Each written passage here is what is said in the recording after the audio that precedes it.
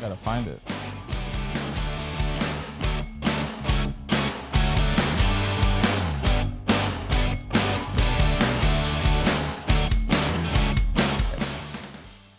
What's up, everybody? Welcome to the SixPack Lab. I'm your host, Jonny Catanzano. We are here at the headquarters in Austin, Texas. Today, we have a very special guest, Mr. Todd Abrams, CEO and owner of Icon Meals.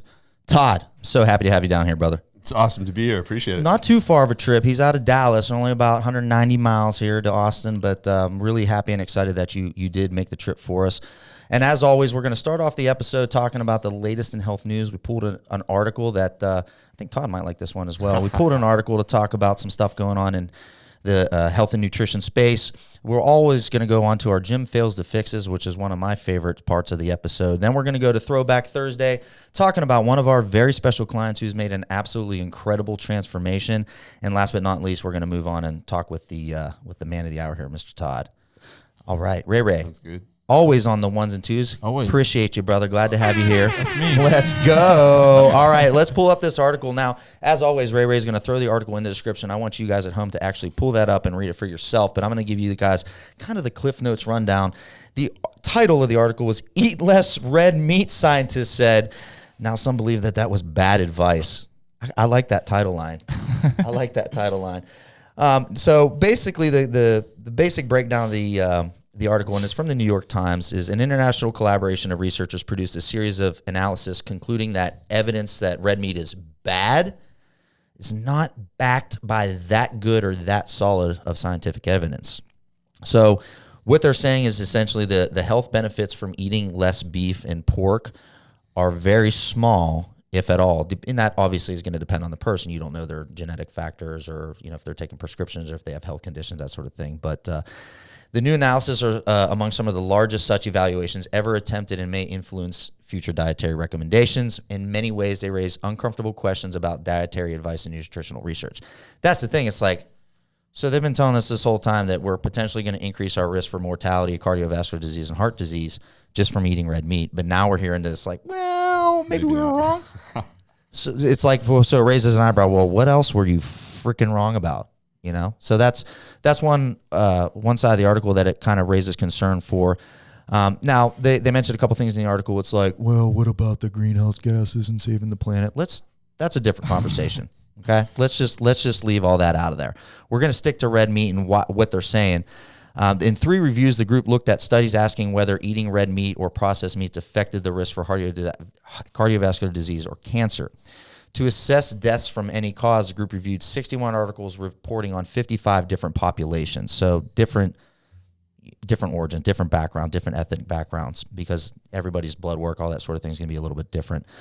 With over 4 million participants in all these trials, researchers also looked at randomized trials linking red meat to cancer and heart disease, quote unquote, there were very few, as well as 73 articles that examined links between red meat and cancer incidence and mortality. In each study, the scientists concluded that the links between eating red meat and disease or death were very small, and the quality of evidence was very low.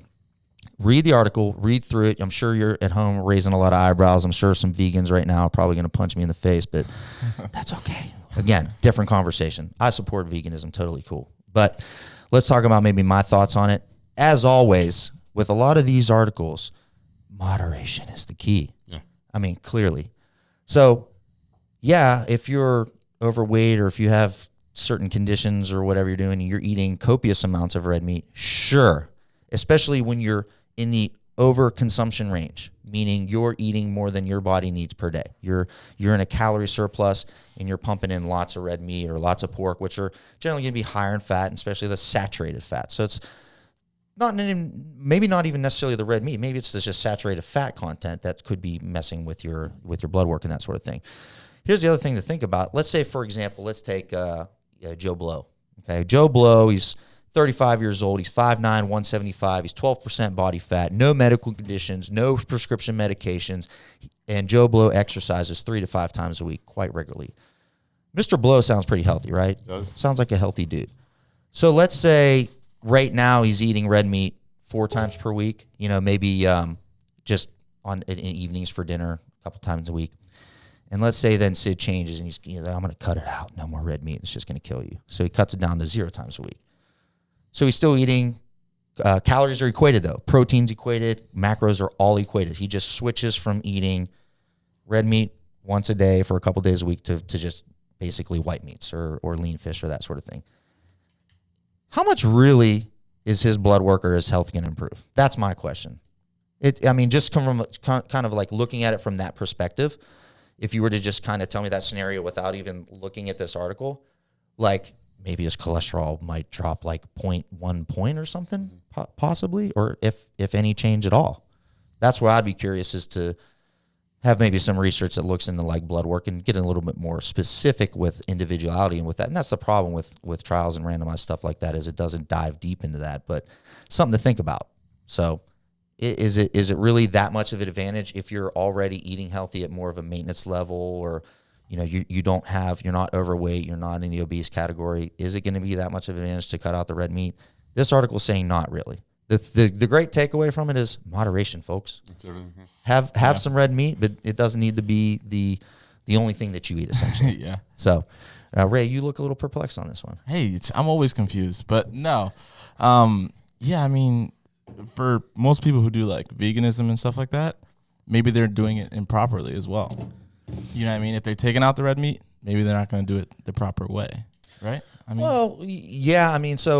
So you're saying that if they remove the red meat, they're not replacing it with the proper proteins? Exactly. Well, absolutely. And that's a big thing with veganism, is that they get a lot of what's called incomplete proteins. Exactly. So proteins are made up of groupings of amino acids, and some of them are essential, meaning your body doesn't produce them naturally, and you have to get them from food. But if the foods you're eating don't have all those specific amino acids, especially the ones linked to protein synthesis and your branched chain amino acids, then you're not going to be getting the quality protein intake that you need. Now, vegans, I'm not saying that you can't eat protein. I mean, there's ways you can go about it. Black beans, kidney beans, pinto beans, obviously with some soy-based products, and then tofu, those sort of things. But you're just going to have to be much more diligent about ensuring if you switch, if you're eating 150 grams of protein a day, and then you're like, I'm going to try being a vegan, and you switch. You basically you still want to keep it at about 150 grams, but you're just going to have to change your source. Exactly. So, and then some people might just like cut out red meat and eat the same, and then maybe they'll be missing out. Now here's another thing that brings up. Let's say somebody switches from eating red meat, but they then switch to eating more of a plant-based diet, but they're over-consuming, and they're still gaining weight. Surplus, is their blood work probably ain't gonna get any better from cutting out the red meat. Just being honest. So check out that article. Ray's gonna throw it into the description and read it through, and just I found that quite interesting. Definitely. So definitely a step in the right direction for the red meat people.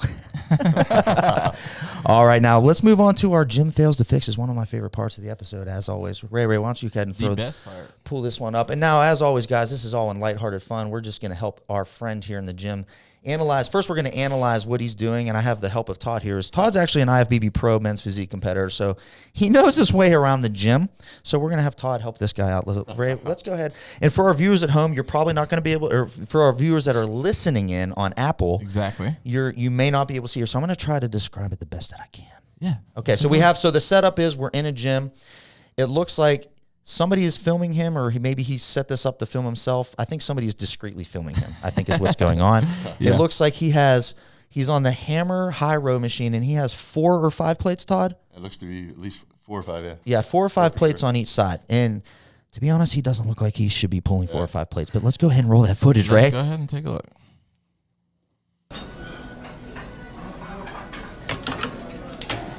All right, he's wiping his sweat off. He's getting motivated for a set.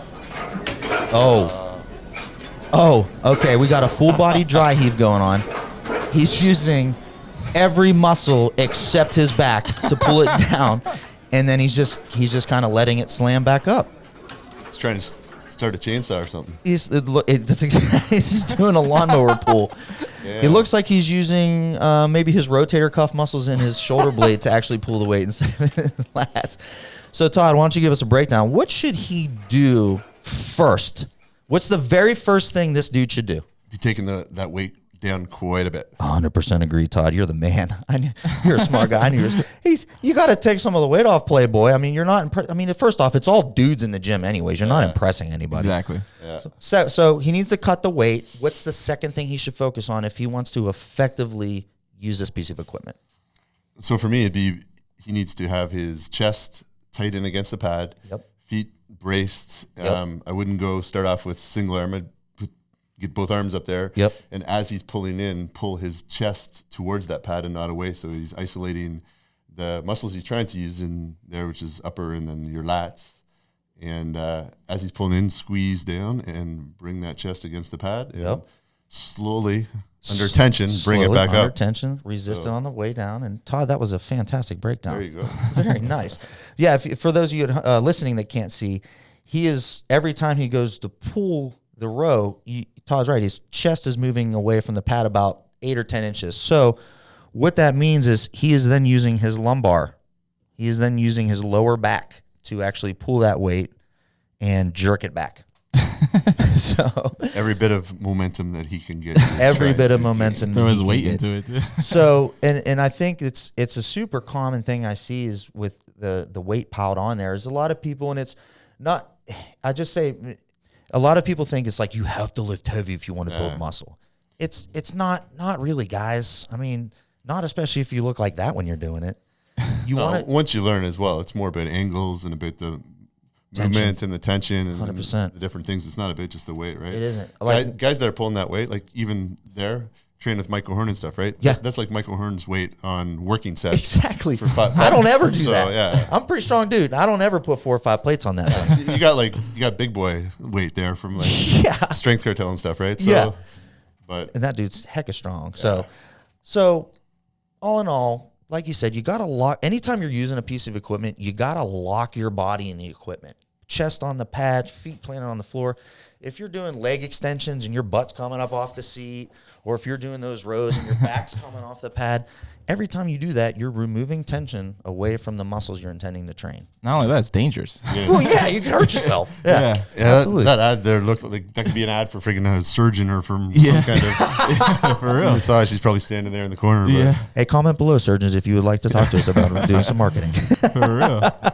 So anyways, Jim fails to fix this. Hopefully our friend here can learn from Todd that tension is king, being locked in place is king. Cut the weight. That's the first thing you need to do.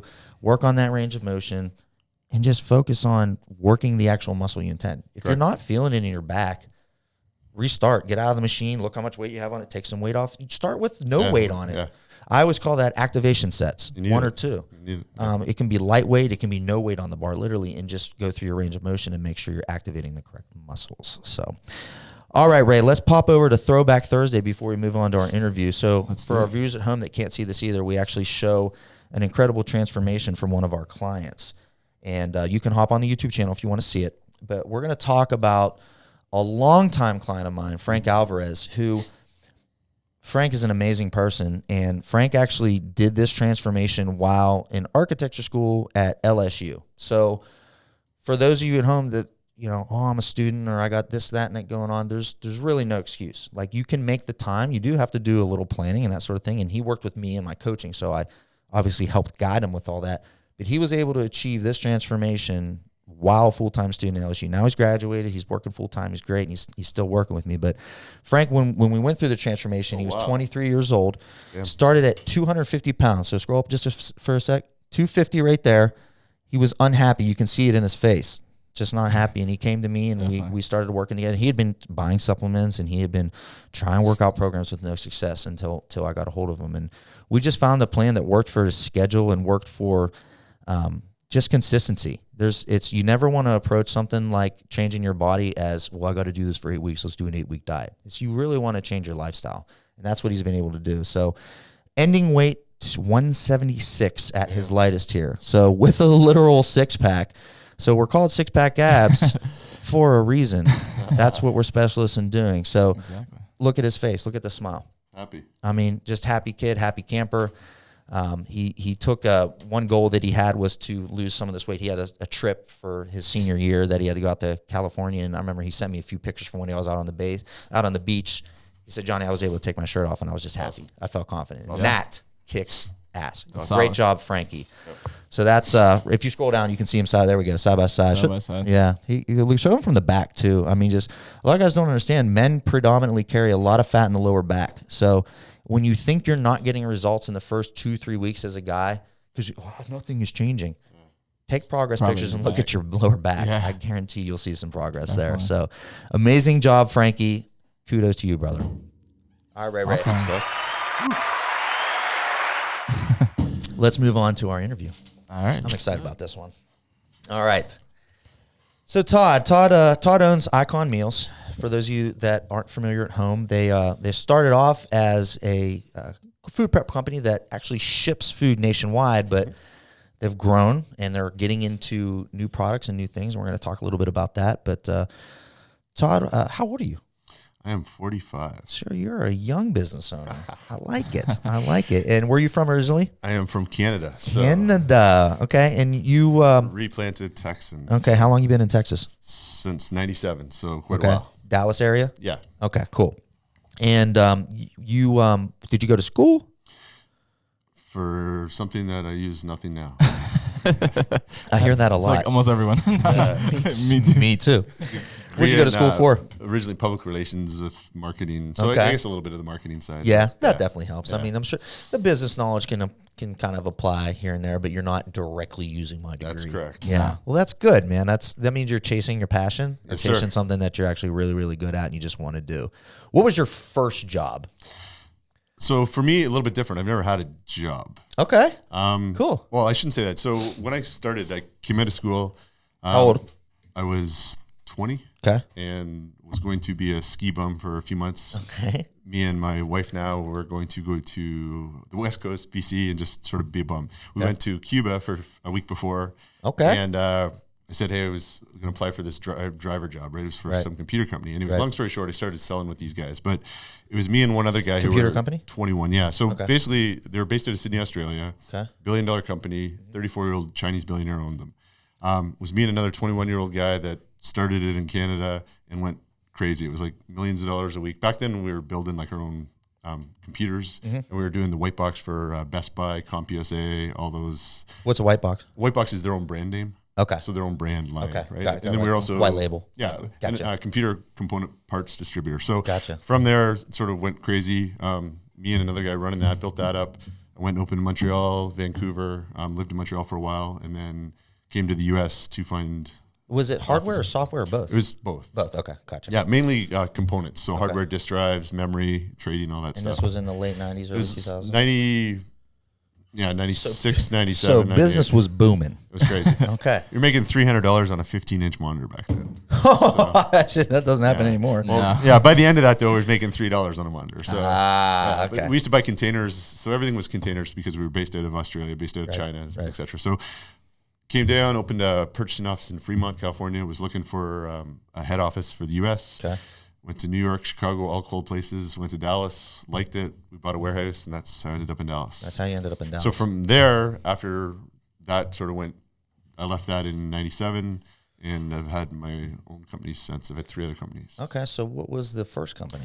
So that was the first one, and then the second one would be I grew up in the funeral industry. So my dad owns funeral homes and cemeteries. Okay. So I started a software company in that space back in the late 90s. So that was right after you left that other company in 97? Yep. Okay. And then I had that, and then spun from that. We sold that to a publicly traded funeral company, and then we got into owning data centers. So I had a company called Layer Technologies for the next 14 years. Okay. So till 2014, I left that. We sold that to actually another company, Data Pipe. We sold to an Austin-based company called Rackspace. Okay. I've heard of Rackspace. And Yeah.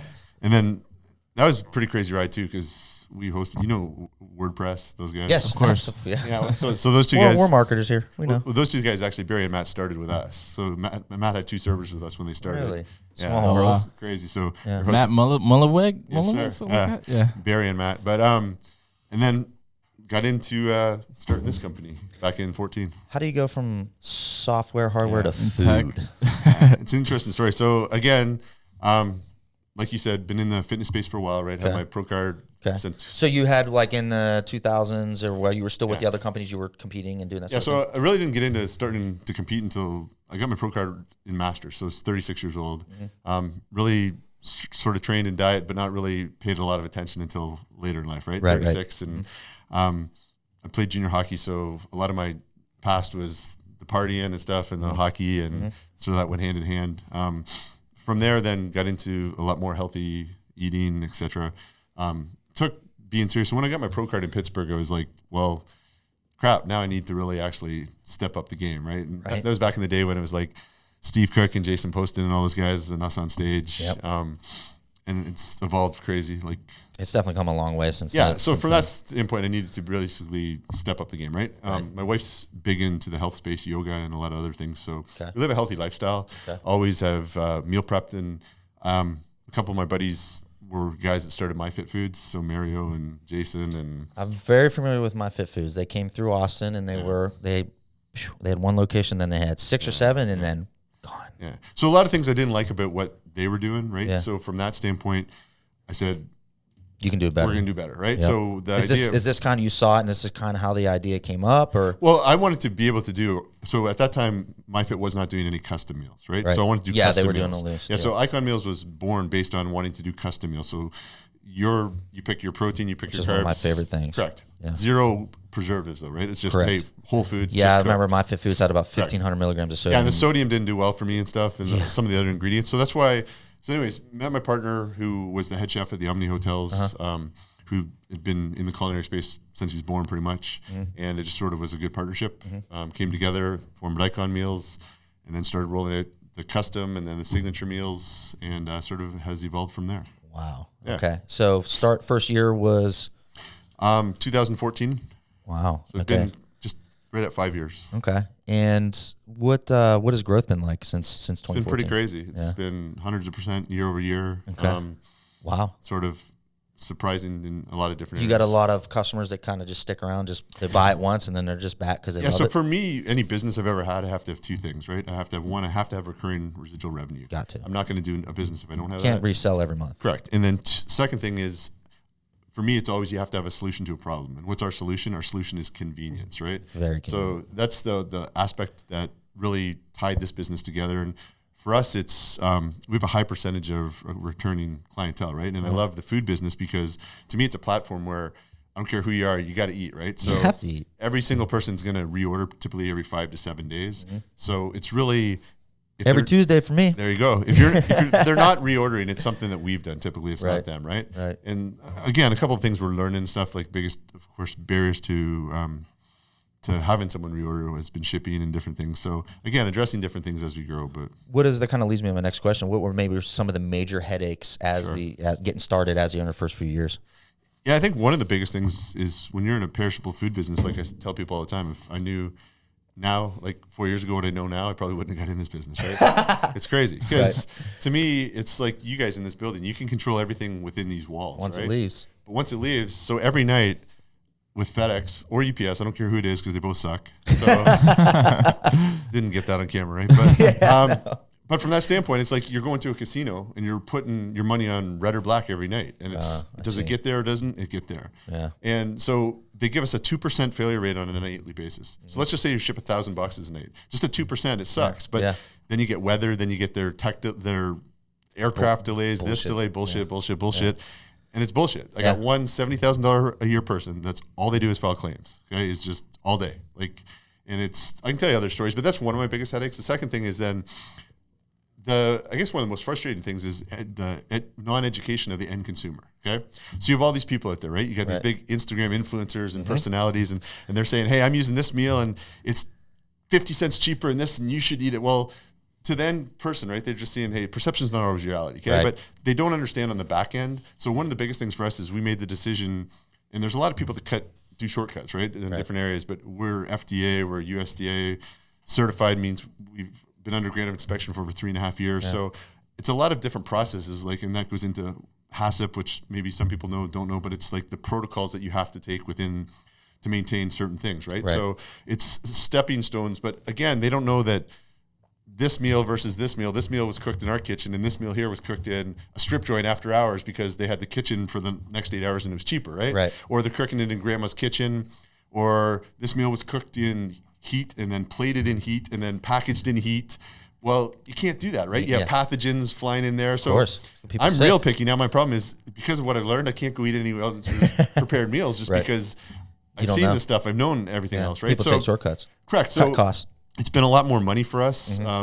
It's been a lot more, like it's a deep dive. When you come up and you walk through our processes and stuff, like we have 90 pages of HACCP on a daily basis that have to be checked off. Every single label that goes through us, like with the nutrition content, because you have a scannable UPC code and everything. Well, the standard in the industry is a program called Genesis, okay? And to me, it's crap because it's garbage in, garbage out. So if someone makes an error putting it in, that's coming out on the label, okay? Yep. But that's the standard that's accepted. So what we have to do under inspection, we have to actually have those chemically tested. So we use 2 labs. Like a calorimeter or whatever? Well, no, it's actually broken down into cinders. Oh, it is? Yeah. Okay. So, and that's an expense, right? You're talking you're paying $600 to $1,200 per meal. Okay. At 56 to 100 meals on your first run, it's so people aren't going to put that up there, right? But so from that standpoint, before though, we can put it a new meal now. Like every single one gets chemically tested. It comes back. It goes to state. State has to sign off. Okay. So there's one dude in Austin. I won't mention his name. He's 72 years old. Okay. And if he goes fishing, everything shuts down. But I'm serious. It's like, it's backwards. Well, we know how Austin operates. I mean, we got 3-day weekends every weekend here in Austin. So there's just a lot of different things that people don't see under the covers, right? Right. They see an end product and they say, hey, it's meal at me. They're like, $11 for a meal. Oh my God. But then they don't know that they're going to be sick, right? So, and we, look, probably everyone buys ours as well, but I buy all our competitors, all the other stuff out there, right? I got one set of meals yesterday. They were actually good, $389 of food, no problems. But we buy typically $3,000 to $4,000 of food a month from other people, and we're never going to go out and say, hey, this is it. Karma's a bitch, right? But some of the things that we see, I'll give you an example. So there's one company out there that pretty big company. They're good size, right? That bags on other people for using dry ice, right? Because we use dry ice, and in Texas, you're 115 degrees, you're going to use dry ice. Yeah, for sure. But they use gel packs, apparently. Only gel packs because everything else. And they do not have Cryovac machines, so they're putting it in cube containers. And which will go bad in about 5 days. Actually, I'll tell you another story in a minute. But so we get these meals in. We fail at 40 degrees. If that food comes in, it's 40 degrees. And these guys are FedExing overnight, supposedly, our meals, right? My guys laser tested it. As soon as it came in, didn't even open the box. The first laser test, okay, what temperature do you think it was? Like 80 degrees. 54 degrees. 54. Okay? Yeah, that's in the danger zone. So 40 to, what is it? Well, 40 and over? 40 to 45 is pretty much. But, okay, my point is that was FedExed overnight, right? So let's say they weren't home and they're sitting on their porch for 6 hours. But those then meals, what do people do? They take them out and then so it's warm. They're going to put it back in the fridge. Yeah, so pathogens come in. Pathogens, then they're growing, right? Sprouting. Okay, it's disgusting. They're thriving. But people don't understand that, right? So, and then I've got other stuff that, like, again, we send stuff to the labs every once in a while, different people's. Shit's not what it is, okay? Right, really? There's a bunch of different stuff. Again, we never are like the calorie content's not what it is? The calorie content. Carb content's higher, sugar content's this, protein's not what it should be, fat's not what it should be. I would be absolutely furious. But again, but that's the standard for a lot of people. Like, you got supplement companies the same as that, right? So absolutely. But again, for us, we've had our own issues and stuff, different things, and you can't just trust everyone. That's why under inspection, though, there's just at least multiple protocols that you have to walk through, right? Right. And that have to be signed off on. I have to keep all those 90 pages for 1 year. So anyone comes back with a label, there's like a whole series of steps that have been signed off in this and that, right? So again, there's a lot more to making it. So I say, look, if people want to bag on us in different things, or like the other thing is, all these other companies aren't supposed to be selling wholesale. So let's just say in Austin, there's a store right here, right? Right. Maybe they're selling someone's meals, okay? Mm-hmm. But if they don't have that state or USDA sticker on it, it's illegal. They're not allowed to sell the meals. Okay. See, because it's food. So people understand. Maybe they don't, but like, I can sell to end users. Anyone can sell to end users anywhere in the U.S. or the territory they're in, and USDA can't say anything. Right. Which is ass backwards to me, because as soon as you implement, let's say, Johnny's supplement store, right, and we put meals in your supplement store, I've passed off those meals. Well, USDA jumps all over, but maybe it's only 20 meals. Okay. But I have to be fully inspected, fully everything to pass you 20 meals. So as soon as it goes into my store. And you're reselling it. Right. So there's a whole bunch of little loopholes, but again, people don't care. And when you ask the guys, because they always say, hey, what do you know about this company and this company? Like, look, karma again, we're not going to say anything, but like, there's just not enough inspectors. Right. It's an old school, old boys club, right? It's like, hey, my dad was an inspector. Who wants to go to school and become a food inspector? Like, not me, right? Yeah. So again, there's a lot of just frustration, and that comes out in the different things. But again, if you want to play apples to apples, then everyone in my mind should be, if they're going to be in the food space, then everybody should be regulated upon the same standards, right? Absolutely. And then these guys that are companies that say, hey, we're buying organically and we're buying from ABC Farm in Austin. You can't. Like, look, a couple things. Why do we buy from a few different sources? We buy from a few different sources because it's tracked from farm to table, and on recalls, on HACCP, everything, it has to be tracked every single step. Like every single thing we ship out, all those ingredients have to be tracked where they're coming from, right? From the origin. So, and the other thing is, you can't buy from ABC Farm when you're buying thousands of pounds of chicken a day, right? Or you're buying thousands of pounds of beef. The damn farmer would be out of business next day. You can't do it. So people that say, hey, we buy organic and local, they're full of shit, or they're doing 100, or they're doing 100 meals a day, right? Like it's not the production. So again, perception is not always reality, but that's the biggest frustration. Didn't mean to go on that rant, but that's one of the biggest. That's what this is the SixPack Lab, Todd. But we encourage rants. It's just for the end consumer, because including myself, right? Like I'm not going to feed my kids what I wouldn't eat. So if I'm going to produce something that's not going to be consumed by me, I wouldn't do it. Absolutely. Right? Yeah. And that's, I think, half the just knowing what other people are doing. Like even when we test these meals, I don't even eat a whole meal typically half the time. Really? Just because I don't trust some of them. Like some of them are reputable companies, they're doing good, right? But again, there's a vast few, and there's been multiple people that come to us based on it's a trust thing, right? And I want to provide be that trusted partner. I don't want someone coming back and questioning us. And again, we've lost money, we've spent more money in different areas fixing a lot of different things just because, again, we've had our own issues. Speaking of the other players, what do you think separates yourself? Because I've seen a lot of food prep companies come and go over the last 5-10 years. Yeah. What separates yourself and has just kind of established your company as one of the legit leaders in the category? So I think it's a twofold. It's back office and then it's front office. Okay. And what I say is we'll go to back office first. My partner Danny is extremely. It's a skill set that's been evolved and built by him, right? It's a talent, okay? Because when you're talking about waste and you're talking about perishable food and you're talking about, like, let's say you're cooking 100 pounds of the X, well, the yields and stuff aren't 100 pounds, so you can lose your arse upside down pretty quick, right? And when you're shipping perishable food, I'll give you an example.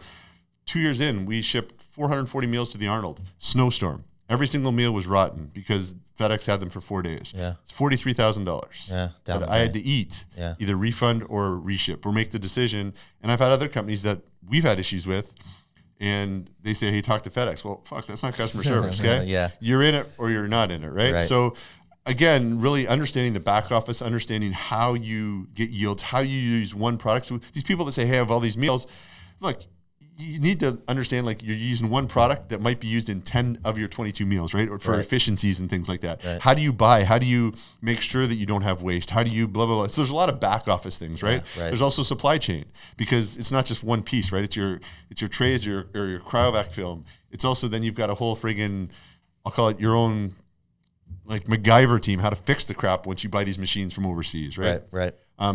So that's one thing. And then, like, the technology and us evolving, so we're never been satisfied where we are. We always knew that, hey, we wanted to be better.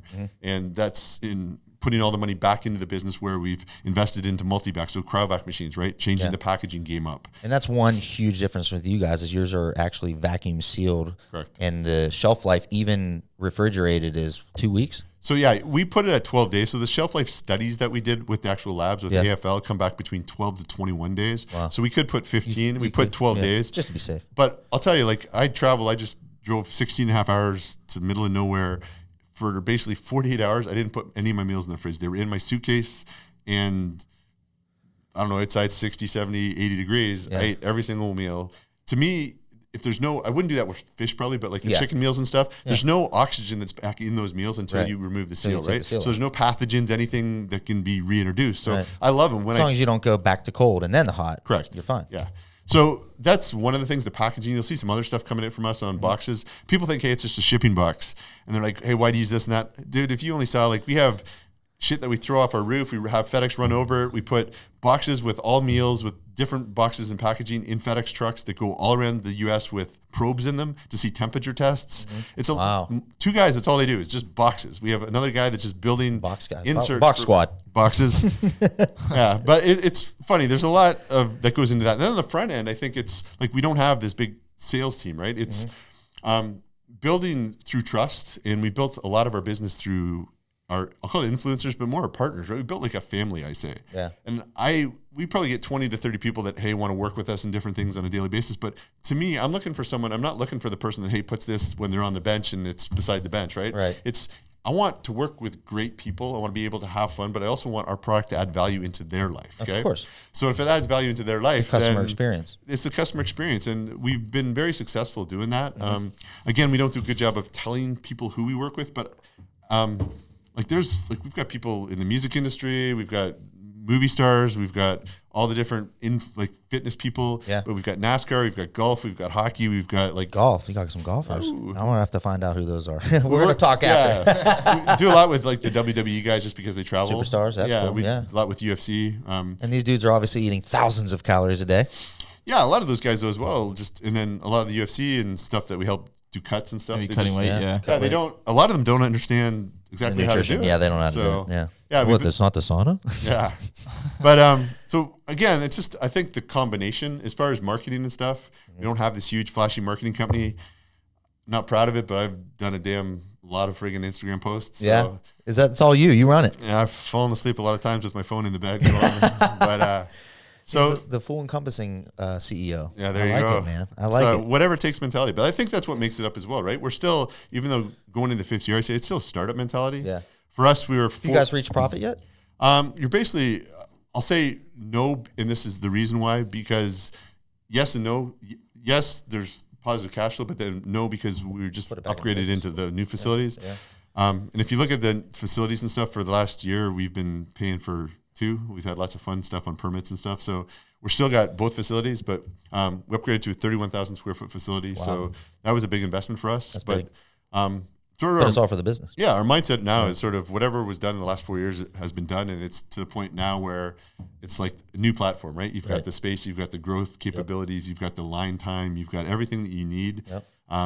It's fully inspected facility, so from that space, we're ready to take it to the next level. That's awesome, man. I'm so happy to hear about the progress, and I'm sure it's been pretty satisfying for yourself as well. Let's talk a little bit about the Icon customer experience. Let's say Ray's hungry. Ray comes to me. He's like, "Man, I don't have any food today." I'm like, "Ray, you gotta get some Icon meals." You've definitely actually said that to me. No, I literally pitched these like every time. These guys come to work empty-handed. I don't know how you don't bring a lunch to work. Yeah. I'm freaking hungry. I'm like, Yeah. I know how you can do. You can go on www.iconmeals.com. Use the There you promo go. code. No, seriously, Todd, he's told me several times. to do it. I'm not even kidding. Like, Always be closing. There you go. like he's told me, he's like, get it, man, promo code. Well, do people it. literally, I'll be out there. I'll be warming up my ground bison meal with saffron rice and green beans, and like 2 or 3 people walk by. That smells so good. Let me get a taste. You can have it too at iconmeals.com. Use my promo code. Use my promo code. You got it. So awesome. let's say Ray wants to order some stuff. How does he do it? Walk us through the customer experience. So he would go to iconmeals.com or you can Instagram, whatever, and either if he's so enticed by one of those swipe ups, he could swipe up right there. You can swipe it up. Uh-oh. There you go. But I know a lot of these young viewers know swiping up more than anything. Yeah. literally in a matter of just a few minutes, so 5 minutes online, 10 minutes, let's say, you can, if you don't have an account created, you can create your account. You can go order your meals. You can have them shipped anywhere in the U.S. You can, if you're doing custom meals. Alaska and Hawaii? Yes, sir. Okay. Puerto Rico, Hawaii. Wow. And all overnight. And so as long as you order by 2 p.m., they will be ready locally. So within DFW, 150 miles roughly next morning. Okay. If not, they would ship next morning. Okay. So typically within. Do you guys do local pickups if somebody wanted? Yeah, we have probably 8 local drops in the DFW. Okay. But then also you can pick up at our headquarters or our other store Okay. that we So have if as you're well. local to DFW. Yeah. But you guys ship nationwide. Yep. So he goes online, creates an account.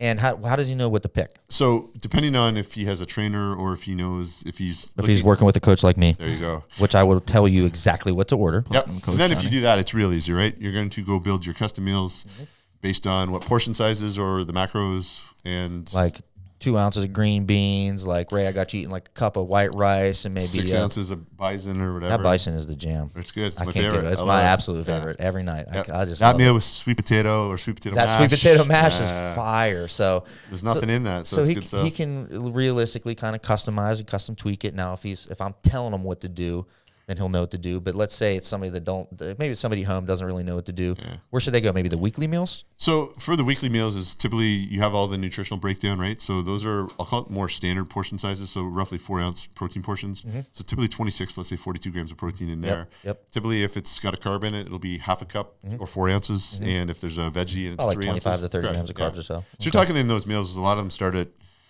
right around 300 cal and they'll go up. But again, it's funny because a lot of the higher macro meals, so the Kobe beef burger, 620. Well, yeah, but the Kobe beef burger, friggin', it'll sell thousands more on that menu than anything else. Really interesting. Well, do you do like a la carte or is so we have you have a bunch of things. That's what I was going to mention. So you have signature meals, you have custom, you have a la carte / family style. Okay. So you can go and if you wanted to buy bison by the pound or steak by the pound. That's what my fiance does. She gets the turkey tenderloin. Yeah, so they're all plated weight. So that's the difference. If you walk into Whole Foods, you're going to get uncooked weight. Yeah. So it's a plated weight at 16 ounces or 1 pound. The family style meals, you could have meatball marinara, shrimp primavera, and those are typically supposed to feed 4 to 6 people. Mm-hmm. Sometimes you'll eat the whole tray yourself. Of course, they taste that good. Yeah. So there's a bunch of different ones that are on there, but again, depending on what you want, and the whole concept going back to convenience, right? Right. Let's say it's busy executive mom.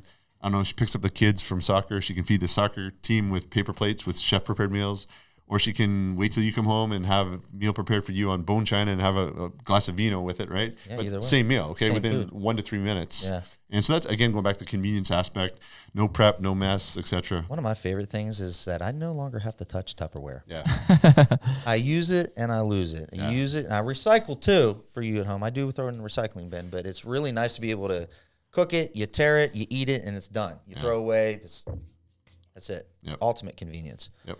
So obviously the meals show your calorie content, your macro content, and it shows, like, let's say you build a custom meal, will it build and kind of show you that stuff? Yeah, so it did show you that, and it will, again, there's a new update. It should be in by Sunday, but it'll have all the new updates.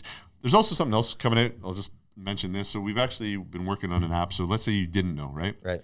You're not working with a coach yet, okay? Right. Or you are working with a coach, but it'll ask you a bunch of questions, just like a macro calculator. Okay. And then it'll start taking options away. So if you have food allergies or you have dislikes, and it'll show you based on that a bunch of algorithms. It'll show you based on the weekly meals what would be options, what would be good, or tied into custom what you could click, what portion sizes. Wow, so nice. That's probably a month or so away, but that again will be on the front end where you can use it or not use it. But that's a really good feature to have, and I think for a lot of people that. Definitely. Like, Ray, I don't mean to keep picking on you, but for a guy like Ray that maybe doesn't know or doesn't have a coach or whatever, that'll be something that'll be really useful. So speaking of the other products, you guys have started to move into the other products. I noticed you guys got the protein popcorn, and then I saw in one of my boxes a couple months ago, I started getting the cookies, the protein cookies. We had the protein popcorn. So what we tried to do is basically, if you look at ours, I'll call it functional food items, right? Okay. So functional food for us, a lot more people are and retailers are getting into more functional food items, more convenience elements, right? Yep. So our functional food side is going to have a minimum of 10 grams of protein per serving. So whatever we roll it, we'll have minimum 10 grams, okay? So the protein popcorn, it is what it is. Is it healthy? It has sugar in it, okay? Yeah. That's the biggest thing. Yep. Again, though, I'll call it a good, better, bad choice, right? And from that standpoint, we will be coming out with a sugar-free or low sugar option. But we started screwing around with that, and I won't name names, but a bunch of our bigger retailers were like, look, stop. They're like, we carry, I won't name another product, but this product, and it is not healthy. Yeah. And it has tons of sugar, but they do 300 million plus in revenue. Don't touch it. Yeah, don't touch it. People come in and they want. And you can have, you just got sugar in it, but as long as you're tracking your calories and macros for the day and your intakes. Again, going back to your meat example, it's all in moderation, okay? Man. Moderation. And should you eat the whole bag of popcorn at once? No. Probably not. But a lot of people use it as cereal. Yeah. They actually take the vanilla peanut butter or the Freedom, pour it in a bowl, and it's Captain Crunch. Whoa. So. Wow, you just blew my mind. I'm going to have to try that. Mind blown. Oh, my gosh. But from that standpoint, so the cookies we've had for a while, too, and look, to me, the cookies are, I'll call it a lost leader. Everyone has a cookie, okay? So you walk into any store, there's 300 different cookies, okay? Unless someone bites into your cookie and tastes the difference and blah, blah, blah. So we tried to build a cookie that is macro-friendly. Yep. All of them have the same macros because our original cookie that we were doing in-house had different macros, but then we have different people like, oh my gosh, I want the chocolate chip, but it has 3 more grams. I'm like, look, damn cookies are all the same. So we built them that way, different flavor profiles. We include them. If you order 24 meals, you get cookies free, blah, blah, blah. That's what we do with them, right? So it's not a big seller for us, okay? So that's, again, a snack item. Right. We came out with a vegan chip line. Oh, interesting. So I don't know if you know what a pop chip is. I do, yeah. So a pop chip, we came out with a pop chip. We wanted something clean ingredient deck. So it's 6 ingredients, right? It's made up with pea protein. Yep. We did samples with whey and pea and blah, blah, blah. The taste test came back all with the pea. They liked it better. Yeah. It's crispy. You can dip it in hummus, whatever you want, right? But again, solid macro profiles. Those have 20 grams of protein in the bag. Wow. I think it's 17 grams of carbs. There's 2 grams of fat or 1.2, whatever it is. Good fiber too. Yeah, it's good fiber. So it's a solid. It has 3 flavors, right? The only sugar in it is if one of them has because of the flavoring. It's barbecue, nacho cheese, and sour cream. We have a 4th one as well, but we didn't roll with that yet. Just salt and vinegar. That's my all-time favorite. Yeah, still working on sodium content. It is what it is because it's salt and vinegar. But again, that's why we didn't launch that one yet. Right.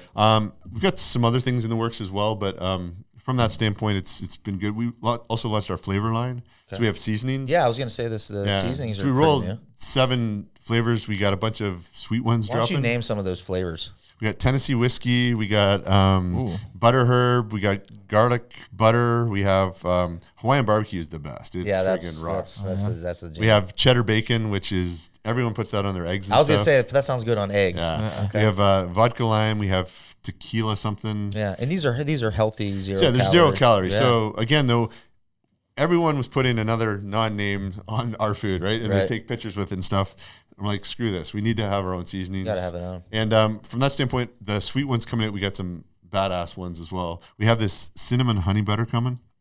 And I don't know if you did what I did as a fat kid. I used to take white bread, tons of butter, and cinnamon and sugar. No, I didn't, but I kind of want to try it now. And that's what it tastes Something like. similar. I've had some of. They had like a cinnamon and butter spread, Dude, and I would that's put that on crazy. just white. So when you get your sweet potatoes, you need to Okay. put the cinnamon honey butter on honey it. butter Oh in my it? god, dude! Oh, I'm done. It's heaven. I'm It's sold. heaven. I'm sold. We got some other fun ones too. We got like a chocolate donut, a mega cookie, and some other flavors. Chocolate donut would be perfect for oatmeal or something. So Damn, I'm hungry now, guys. Damn.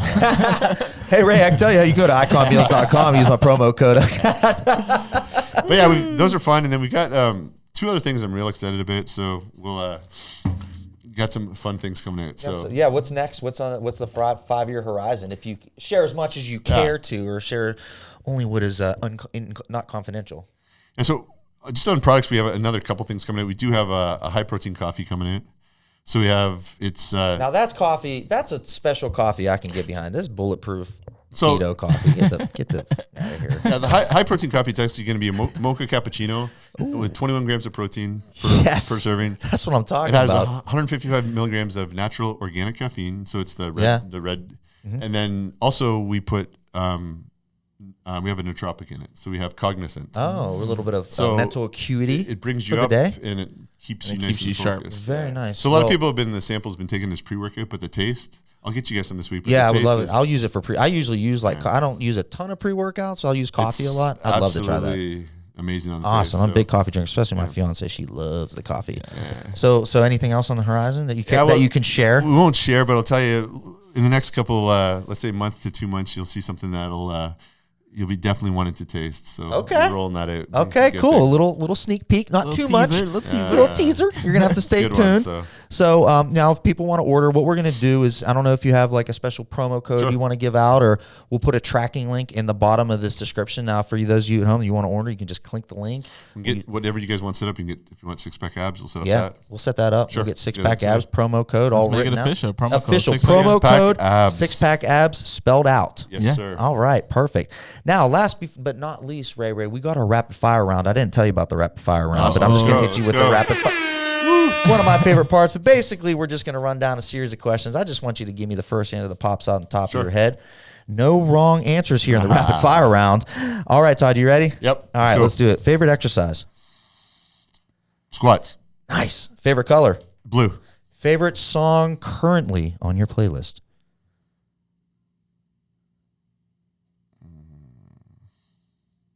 Take your time. No Don't problem. be ashamed. No sweat. Don't be ashamed. It's got Taylor Swift on it. I don't know. All I do is win. All I DJ do is win. Khaled. Okay. Okay. Okay, DJ Khaled. All right. Another one. Another one. All right. Your first car. Jeep. What is your favorite car? And if it's your favorite, do you actually own it? Yeah. So is it one I had to have had already, or Yes. As a CEO, Okay. I want to hear what you had. Yeah. Probably most fun little midlife crisis was my M3.